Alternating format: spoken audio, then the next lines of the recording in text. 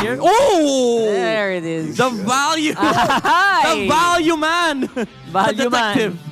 We haven't seen Fredrin in a while. Dito sa Season 14. I know The last series on its way. Once again, I'm Inga. Joined with Welcome me to is Mobile Naisu. Legends. And Naisu, so far, we've seen another different pick from Andoryu. This time, it's the Fredrin. Yeah, this is a little bit of a throwback for a while now. I know if you've been watching competitive MLBB esports around the globe, he pops up once in a while, but not like back in the day when it was, I don't know, 90-something% contention rate. And so I'm wondering, how is this going to work, especially against a Nolan on Demon Kite? Very contrasting junglers right now, and we know there's a stigma when it comes to the Fredrin. They said that it's value for value, but at the same time, you know it's going to be an objective game for Omega, despite having the Jawhead onto Chaknu. What do you think? Will this playstyle affect the Barangay, especially how they've been doing with their aggressive playstyles? You know, the Barangay, I think at this point, you can just chalk it up as they have had a hell of a couple weeks already. And we'll see if they can replicate it. Here we go. Already in the mid lane. The toss up over. Chak Mamba already going to be taken out. They get the flicker out too. And Dory with their Praiser's Wrath. But it looks like Demon Kite won't clean up the kill. So hey, off to a great start for Rora here. That was a good play coming in from the captain, Renegade, as well as the follow-up from Edward. So far, so good for Rora. Really wanting to bounce back after a devastating loss once again from FCAP. But again, we have to go back to the point of the panel. When it comes to the late game, these two gold laners, Jome and Doming, will be the stars of the matchup. Their split capabilities are there. Yep. So what do you think? When it comes to the late game, who are you leaning towards more? That's a tough question, man. Late game, I think, you know... Oh, hold on! Final Slash? Are we going to be used? We don't have time to talk about it, because now the payback on Renegade is going to be taken through. Tossed up on Demon Kite. Right now, they have no room to breathe here. And Andoryu this whole time just going to go ahead and work on the turtle. You asked me about the late game. I don't know, man. With that kind of play, Omega looks like they want to end it early. I feel like we won't experience any late games tonight. A while ago, we've seen 12 minutes and 14 minute series, and with the current pace, wow. So far, so good for Omega. They were able to come back right after the setups coming in from Chaknu. And we've seen this. The Jawhead has been a crucial part to any team's lineup. And so far, at this point, I think whether Chaknu throws Renegade or even Yue, or even Edward rather, it's already good value. Yeah, that's kind of like the choice here. Hang on, it's like, who do you want to go for? Because you can have your picking, and that's the power of Chaknu on this Jawhead. The same can be said though if you're looking at the fact that Renegade, we've seen Tigreal perform so well over the course of just the meta that we're in, and I think even for Yue is kind of like in the situation where what ultimate do I want to take? Chaknu, I guess, chooses Renegade, and I guess he's going to go and sacrifice himself too, thinking that, hey, they're going to go and pick up the kill, but no, it doesn't happen. Demon Kite might struggle a little bit, though. He's going to get pushed out, bullied out here. Implosion's going to be used. Demon Kite goes back for it. Who gets the purple? Renegade has to flicker out. Demon Kite doesn't grab it, but Yue tries to help him out. Wow! That Dominator's descent is so tough to deal with, and Omega gets out fine. Look at Omega treating the purple buff of Demon Kite like a lord. Chaknu again with a crucial sacrifice just to make sure that Demon Kite doesn't get his early game power spike with the Nolan. Because looking at the lineup of Omega, there's Moskov, there's even Jawhead as well as Arlott. They can easily get bursted down by this Nolan from Demon Kite. Yeah, that's why, you know, going back to it, it's like when you always talk about the jungle matchup, you got to see how the pacing is for both of them because they are on a different spectrum. You know, the Fredrin, more towards that utility, that meta that we were in for, what, a year and like a half or so? Like quite a while. It felt like a long time, and I now think you should extend it because maybe 2 years. Yeah, Fredrin's got picked up again. Yeah, he's still there, and now once again, fight for this turtle. Look at that final slash going to be used, and there's the follow through. Renegade's going to find one on the implosion, pushing him back a little bit further. But Omega controlling the turtle. I don't think they can do anything. Toss up again, and that looks like another one for the Chak Mamba. The Cap Mamba, as they like to say it right now. Captain showing his versatility, showing his improvements and development this time, not just during interviews, but during gameplays as well. He's really calculated with how he uses the ejector I mean, it's scary to throw a Tigreal or even a Minotaur because, again, the counter set potential is there. Yeah. But Chaknu doesn't mind. He doesn't care. He doesn't care. Whether he's sacrificing him or not, he's playing like a captain here. And now putting the pressure on the purple buff. Unstoppable Force gets the flicker out from Domeng, but they're going to get punished as Endoru will go down. So once again, Omega putting the pressure on the enemy side of the jungle. They get punished.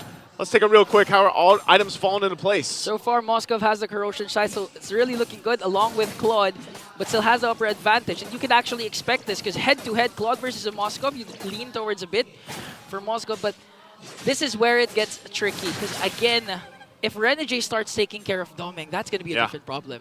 Especially since if you leave Domeng alone in his lane, oh, he's just going to push the whole time. He's going to do his thing, but I guess that's always the debate here. You know, late game Claude, late game Moskov, what's better? Chaknu goes in, flickers, ejector through! Spirit Destruction going to find the mark here, joins the fight! They're going to be able to find Chaknu with the exchange as Renegade, both roamers are down! And Doryu not going to land the Appraiser's Wrath, he has to back off. And the fights are constantly like this here. Outplays after outplays. Both captains are down. It started off with a Chaknu flicker after the ejector, and then Renegade with an implosion play onto 3. This is probably the most close story building I feel like today that we've seen. I mean, it is only the second match, but we talked about the two captains, the roamers. Look at them. They both died 3 times. They're both trying to force these sets and these exchanges up, and it's great. I'm lost for words with how these two players are playing, the shot callers, the captains of their respective teams. But the last turtle up there grabs Chaknu once again. Spirit Destruction gonna just fly on by the mid side, and they force it once again. Turtle's gonna be secured by Auru. A huge setup again as Chaknu's gonna be able to fall. But look at the turn of tides based off the implosion from Renegade. They get a decisive victory, even though the objective is taken by Omega. Rora will flip it on its head and take it down the mid, taking the tier 1. This brings me back to M5. Woo! M5 Renegade, Prime Renegade with the center. Amidst all the chaos, he was still able to pull it off, and looking at the instant replay, it started off with Ryota, beautiful final slash, but this is what Tigreal wants. Wow. He really wants a big 5-man clash, and once he casts that implosion, it's game over for Omega. Like I said, we made this about the captains, the roamers. And that's exactly what game 1, at least 8 minutes in, has given us. A great showing here. And you have to start to wonder, all right, what does this all result into? You know, objectively, it went to Omega. Yeah. But fighting-wise, they're showing a lot of power for both sides. Mega got two turrets right now. Appraiser's Wrath going to be casted onto Domeng just to salvage that tower, but still, Aurora manages to find an objective here. Chaknu once again, conceal. Implosion on the backside. They get Domeng the flicker. Ryota's going to miss the final slash, though. They might just have to disengage on that. You can see this happening, Ingan. You can hear the crowd's reactions. Yeah. You know, this exact game,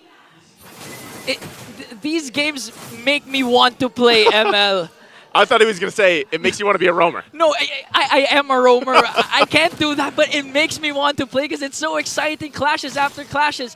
And it's really a chess match. It's really a pixel after pixel fight because one wrong move can result to even a wipeout. It's absolutely phenomenal. If you guys are not roaming mains now, maybe you are inspired. You know, I don't know. Or I don't know. I think most people don't want to give it the gold lane. Yeah. No, it's hard, a lot of responsibility. Most of the time you're just farming, but for roamers, you're really controlling the pace. And that's why these two roamers are the respective captains of their teams. And looking at the gold lead, still with Aurora, 1.7k gold lead, but they have to watch out really for Jom, because Jom not being in the picture that much during clashes, but he's really making sure that he's doing his job. He got the turret onto the bottom lane, and I believe he was the one who took the top lane turret. And looking at the items, he already has the DHS, Corrosion Sight, and Golden Staff, so you're gonna feel Big Jom later on. Big J, as some of our fellow casters like to go in and call out here. He is definitely on par, though. And it's always something we see when a Moscov's in play, you know? It's this Spirit Destruction can change the course of the game either for the better or for the worse. You know, if you miss it in a key team fight, it's kind of like, oh, oops, I'm sorry, I missed. we've seen it a while ago with Super Marco first 3 turtles. Spear of Destruction always missed, but right on time. Yep.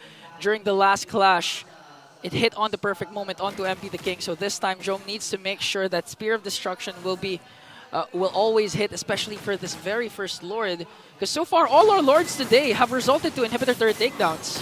Looks like they're going to push this one in. Jom throws the Spear of Destruction. Is going to find the mark. He does find Domeng. They go in, forcing it. Chaknu forces Demon Kite back, but they're split up in the team fight. Chaknu falls. Still a full force of Rora. Going to find down. Ukir in trouble. Double kill for Yue. And now the Lord for the taking here. 3 down for Smart Omega. It's only Jom. It's only Ryota. Yue on the front side. Going to force Jom back, and that is a Lord fought for Rora. This is why Yue has been a standout player. Prior to his engagement against Jom, he was the one down who took down Andoryu. He made sure that the Appraiser Sat was not going to be casted. One Shadow Strike was enough to bring him down.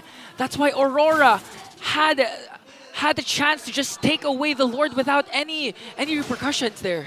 Yeah, it's tough now at this point. Omega finds themselves on the defense. Clear speed-wise, defensively, they should be able to be okay. Again, it's only the first Lord here. We'll see how they decide to respond to this. Take a note of Renegé's positioning. Possibly looking to make a play here, but they might just get a couple turrets. Maybe the tier 2s only in the top, mid, bottom is taken care of. And it looks like Rora will take the discipline route for now. Wow, they ran out of minions, but the Dominator's Descent was there acting like a second Lord. They took down the middle lane turret. All outer turrets for Omega has now been gone. And really, so the person who needs to set up the comeback for Omega is really Chaknu. We've seen Omega dominate the early game because of those crucial ejector plays, especially when he pairs it up with the Conceal. And this time so far, Aurora's really ready for any Chak Mamba surprise. I feel like this is almost where it shifts to at this point in the game, where it can't just be Chaknu. Like, he can still make those plays, but sometimes he might have to peel. Like, he doesn't always have to initiate. But let's say it's Ryota that uses the Flicker Final Slash combination, sets things up for them. Or hell, even Andoryu, if he can actually get a good taunt off with the Energy Eruption, or, you know, mind you, they combine the 3, then that might be better for Omega. You can't get to this point in the game and be like, all right, Chaknu, we just got to let you do it. But knowing that this is the Mamba, Chaknu, he probably will still be the one to lead that decision. But you just hope, based off the last team fight that we saw, that Omega will fight it and make that decision. Yeah, again, Omega known for their late game antics, but the Conceal is here from the Barangay. Spear of Destruction is gonna miss here, and now you gotta get out. Wasted. There's the response. Renegé gonna find 2. Blazing to it, already gonna be used. Ryota taken out of the picture.